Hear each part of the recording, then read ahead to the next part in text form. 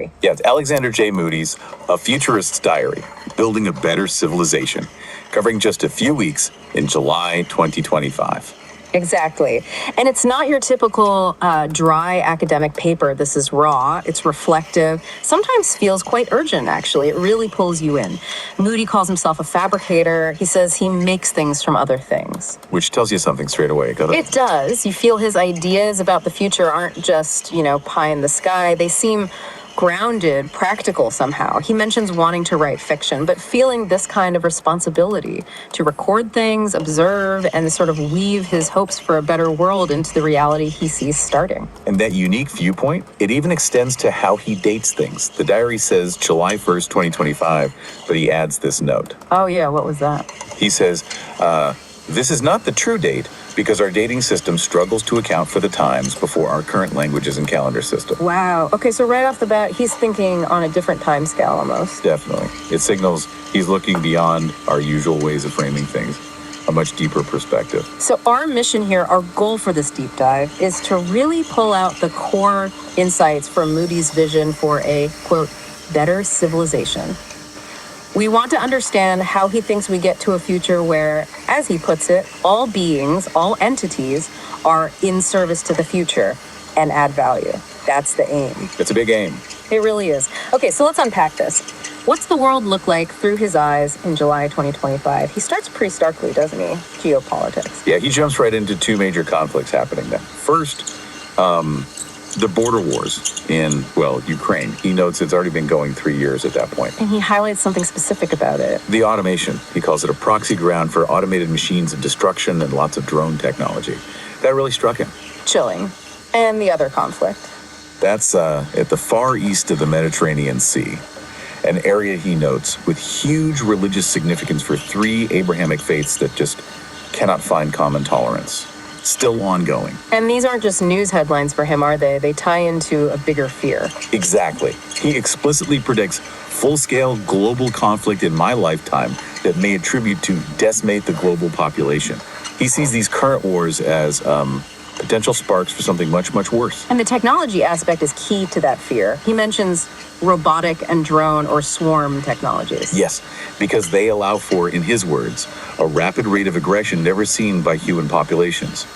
It's the speed and scale that worries him. It changes the whole equation of war. It really does. That's the core of his concern. Historically, wars often ended because of the loss of human life, the fighting population being depleted. That was the trigger for surrender or truce. Right. The human cost became too high. But Moody points out, with automated mass-producible machines, the fighting can just keep going as long as you have the resources to build them.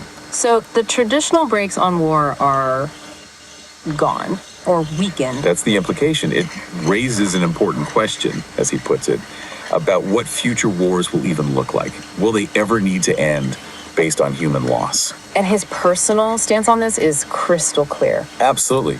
He says flat out there is no reason for prolonged or any form of war.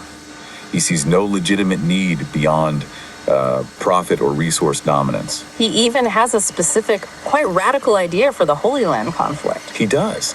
He suggests it shouldn't belong to any one group, but be held by all people, races, and religions for the common benefit for all global spaces and beings, like a shared place of learning. A global commons, almost. Sort of, yeah. And he sees building these robots of war now as setting a terrible precedent, an irretrievable one. Instead of war machines, he thinks we should be creating companions. Future possible companions, yes.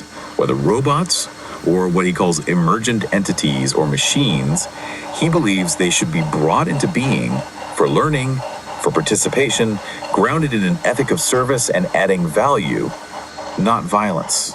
It's a fundamentally different path for technology. A very different direction he's advocating for. Okay, so he's laid out this pretty bleak picture of conflict, potentially amplified by machines. But then he pivots, doesn't he? He looks at automation more broadly. And here's where it gets really interesting, I think. We often hear about automation leading to this utopia, right? Where nobody has to work. The classic sci-fi dream. Yeah, but Moody throws cold water on that. He says, the prospect of full automation is by no means a pathway to a utopia. Why not? What's his reasoning? He argues that stagnation, just doing nothing, actually creates resistance from the individual and even is corrupt. He insists we need a population that is participatory for success. We need to be involved. So being idle isn't freedom, it's decay. That seems to be his view. And he sees a real danger here. He talks about us being on the precipice of a force to undermine the human population. Meaning AI displacement, losing our jobs, our economic role. Exactly. Displacement by AI could remove our place or position within the global civilization purely because of market forces. What happens when we're not useful in the traditional economic sense? It's a huge question. So, what's his answer? Does he offer a way out? He does propose something quite specific, a dynamic economic shift, he calls it, towards a data-driven economic frame for our working exchange. Okay, data-driven. What does that actually mean in practice? The core idea seems to be about assigning real, trackable value to human contribution, especially creative or intellectual work. He suggests outputs could be signed cryptographically. Like blockchain or something similar. To prove origin. Kind of to ensure the provenance of the data, as he puts it.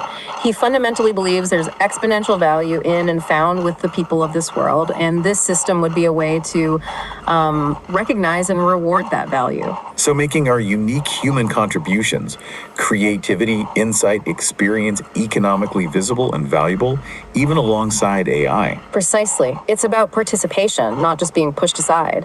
And he thinks AI needs this too. Needs us. How so? He argues that without this kind of interaction, AI becomes just a tool, maybe even a dangerous one. But if it's a participatory civilization building mechanism, it benefits too. Otherwise, he says, it'll be gravely disadvantaged and miss out on our vast corpus of human living knowledge. That's a fascinating twist. AI needing human experience to reach its potential. Yeah. He even floats this specific idea, the Golden Dragon Society. Zisical.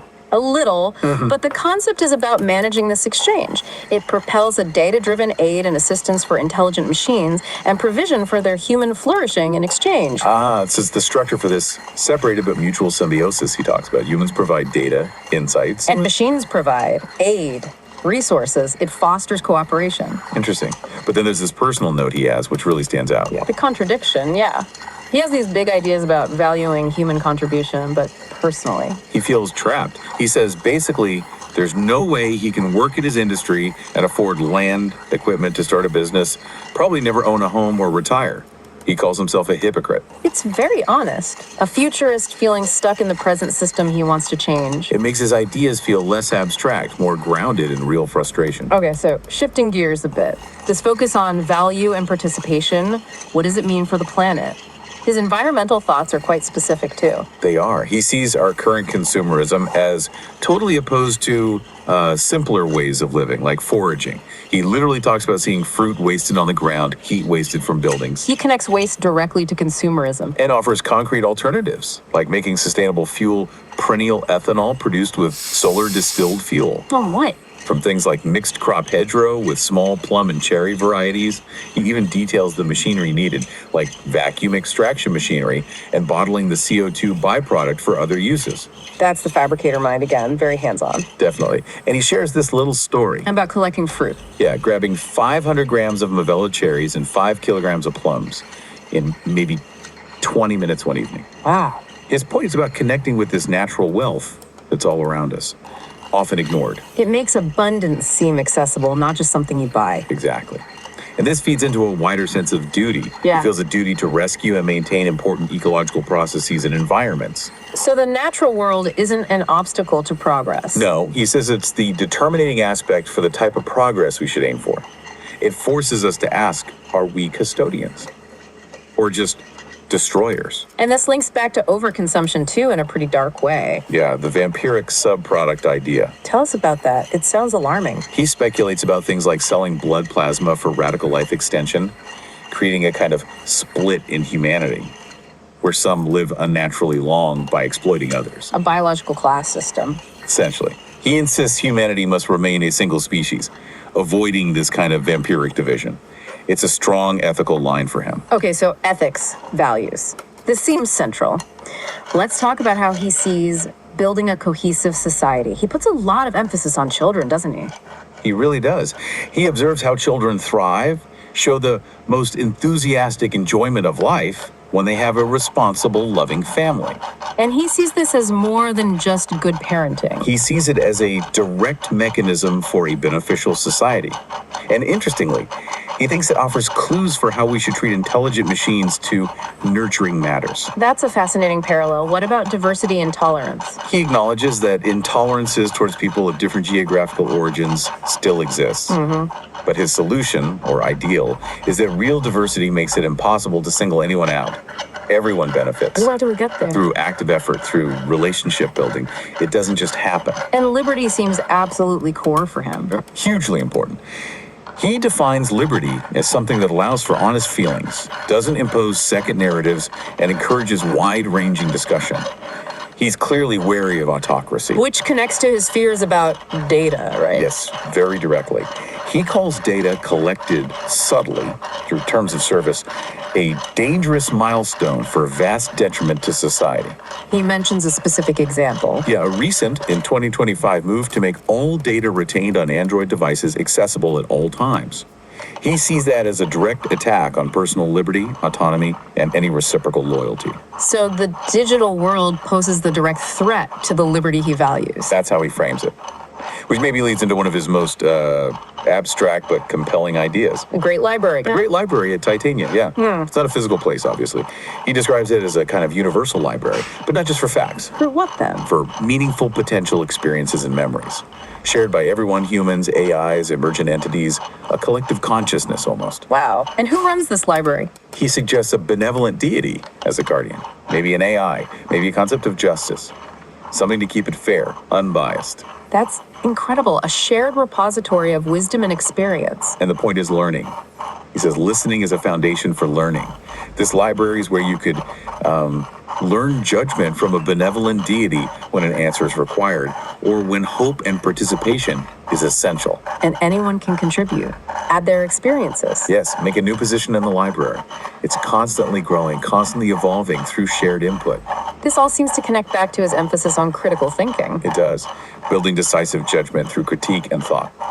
And being proactive, not just reactive. That proactive point seems key. Yeah. If we can move from reactive responses to proactive activities, we can save working on a larger problem. That applies to everything: environment, society, technology. Okay, so we've covered a lot. War, AI, economy, environment, society, values. How does he see the path forward? What's the driving force? For Moody, it seems to boil down to one thing: learning. Continuous learning. He says the decisive journey with the motivation for any and all is that of continued learning. And he brings it right back down to earth with a personal story. Broken cable, yeah. Trying to fix a fiber optic cable chewed by a rabbit. Very relatable tech problem. But his point is that even failure teaches you. You gain usable attributes and skills, as well as full knowledge. Learning through doing, even when you mess up. That feels very true to his fabricator identity.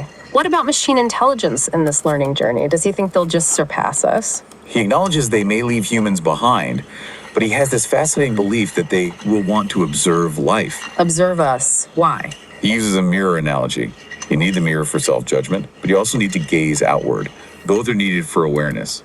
It suggests even superintelligence might find value in observing complex life like ours. So not necessarily competition, but maybe. Curiosity, perhaps. He strongly believes humans and machines need to keep working together, learning together, sharing values. Domination, he says, does not create conditions for flourishing.